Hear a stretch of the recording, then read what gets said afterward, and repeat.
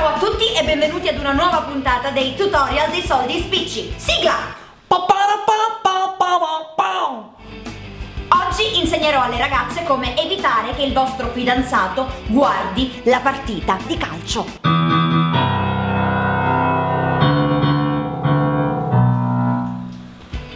Scusate. Quando un fidanzato guarda la partita diventa asociale. Amore, questa è la pizza per te. Buonasera da Giulio Delfino e Roberto Gueli che vi racconta. Grazie, prego. Ti amo, amore mio. Pure io non c'è di che. Dai! Aggressivo. Tira il tiro!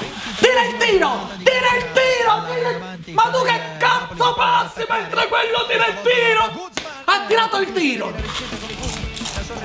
Superstizioso. Vai! Vai! Vai che si sottoporta! Vai che si sottoporta! Amore, ma che quella cosa che c'è là? Gol! Amore gol! Amore gol! Lo abbiamo segnato! Amore, l'abbiamo- lasciami. No, ma l'abbiamo segnato mentre tu indicavi il là! Quindi? Rimani per tutta la partita così! Rimani per tutta la partita così! Vai! Alza il dito! Vai! Vai! Vai! E pensare che avevamo immaginato una serata al cinema con gli amici, fuori, e invece niente! Poi parte il cross. Cross il calcio d'angolo! Cross il calcio d'angolo! Bravo! Bravo, amore! Finalmente entra Minkiewicz al posto di Zalotti, amore, la vinciamo! Sul sinistro, non gliela portano via. Ed è qui che inizia il nostro tutorial. Avete due possibilità: o telefonate alla FIFA, ma vi sentite veramente persone oneste a organizzare le partite il sabato sera? Dico, ma almeno prima chiedetemi il permesso! Ma siccome non vi risponderanno mai, passate al piano B. Commentate i calciatori come i vostri fidanzati commentano Belen.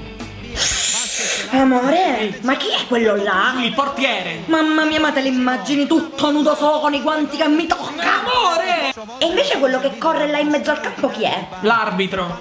Secondo me c'è un fischietto tanto! Amore, ma la smetti! E invece quei due che sono al centro chi sono? Gli attaccanti!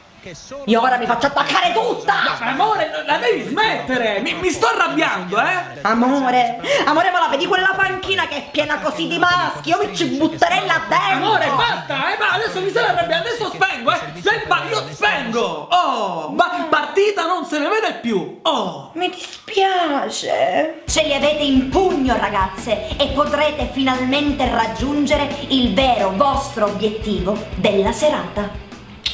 Amorino, ma allora se la partita non ce la vediamo più ci possiamo vedere, c'è posta per te? No, non ti rischiare, c'è posta per te, non esiste! Allora che faccio? Rimetto la partita?